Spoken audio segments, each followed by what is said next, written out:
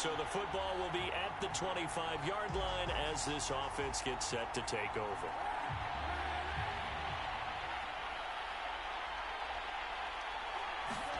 Kaepernick now on first down. Oh, not sure he saw the linebacker there as that's batted down and incomplete. And, Charles, we get a look here at the key inactives, and I tell you what, a big list for being this early in the season. If there's any silver lining at all, you're hoping you can get these guys back, and now you'll play well down the stretch with them. But what you're also hoping is that the guys who have to play for them, the next man up mentality kicks in, and those guys take care of business.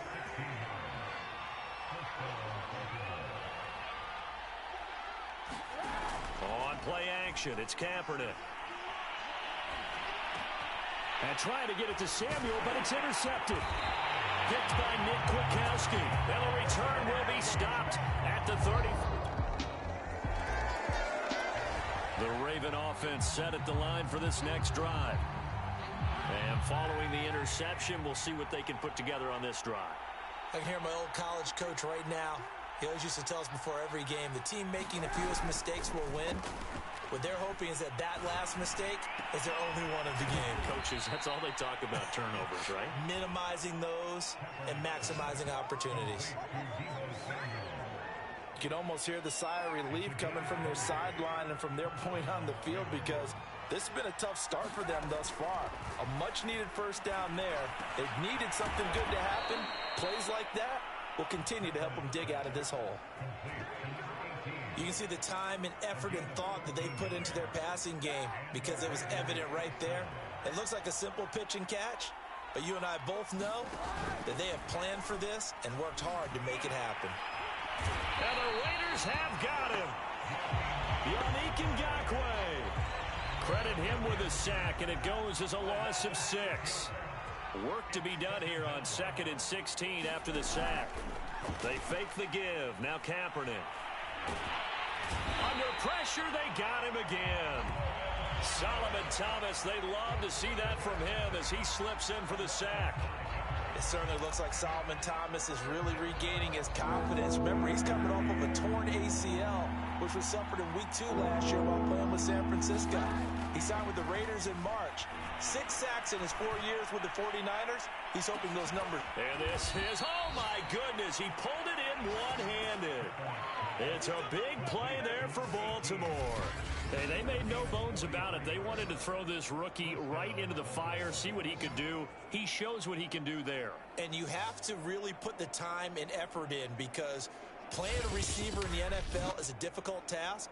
And for a rookie, all that you have to learn to get on the same page with your quarterback, that's excellent coaching. And how about how he's picked things up? Picking things up in a big way with a big play in his NFL debut. 10-0 the score after 1 on EA Sports. Now a 1st and 10 at the 11. A throw out wide by Kaepernick is caught. And in for the Ravens touchdown.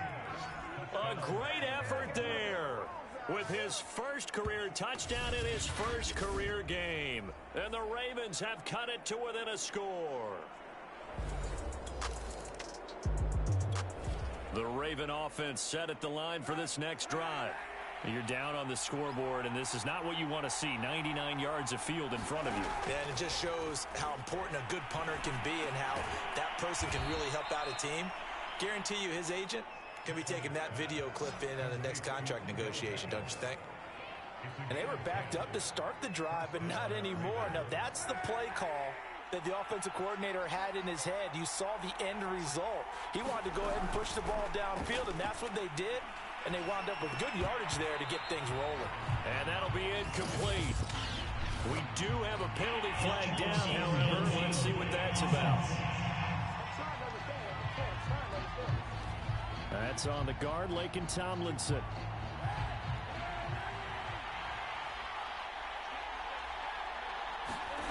Working from the gun, it's Kaepernick. And he comes back with one complete. So the pitch and catch good for 11. And that'll make this a 2nd down. That was a nicely run slant route, and what the receiver's trying to do is make the defender think he's going upfield for a deeper route, and then breaks it off, usually after about 3 to 4 steps, and cuts towards the middle of the field. And now what he's trying to do is use his body to keep the defender away from the football and give the quarterback a really nice target. Pretty good job defensively. Thought he was going to get it, but they knew where that marker was, and they stopped him just short of it. What it does is emphasize that strategic football and situational football is not just played on the offensive side, is it? Defense understanding, as you noted, where the first down marker was and making sure they didn't get there. And Brandon, from our time in college football, where receivers weren't running the traditional NFL route tree, one thing they did learn: find open areas, find soft spots, and set up and catch the ball. And I think we just saw that there. Yeah, we saw that indeed, picking up the first. Not much there, only a yard. As a defense, you're more balanced when you're in zone coverage because you're able to keep your eyes on the quarterback and see the play develop in front of you. You're able to keep the quick pass in front of them and stop it right at the line of scrimmage. Yeah, this will be a gain of 5 as he gets it to the 30.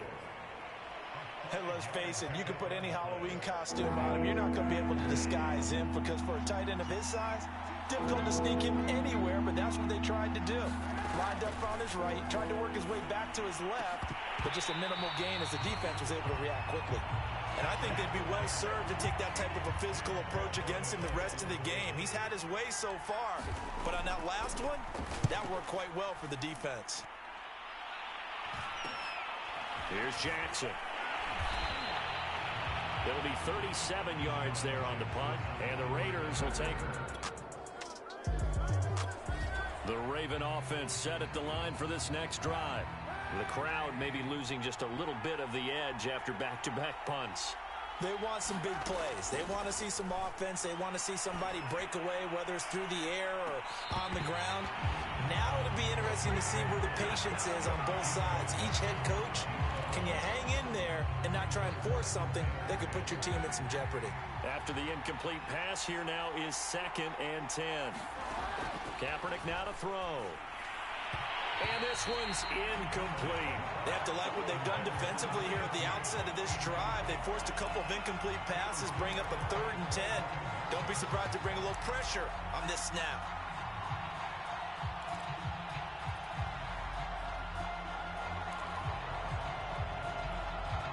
So back-to-back incompletions, and that has them staring at a 3rd and 10. To throw is Kaepernick. And down he goes, brought down a Raider sack. The Raiders going to use one of their timeouts as they'll head to the sideline and talk over what to do next.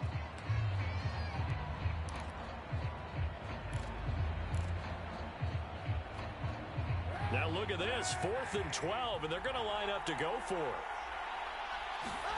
They're going for it. It's Kaepernick. He's got his man on the crossing route. And way up past the 35 before he's taken down.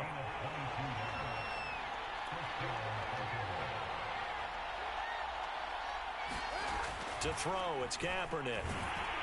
Oh, hit as he throws there, incomplete. So, CD, big changes for 2021. Of course, last year we had the expansion from 6 to 7 teams in each conference making the playoffs. This year, the headline, the addition of a 17th regular season game. What did you think when you heard the news that this was happening? Well, my first thought, partner, was finally, because we've heard about a 17th game coming for a long time, and now here it is. So the beautiful part about all of it is that 17th game is going to be like these interdivision, interconference type games that are going to match up and play out over a 4-year period. And that's kind of cool.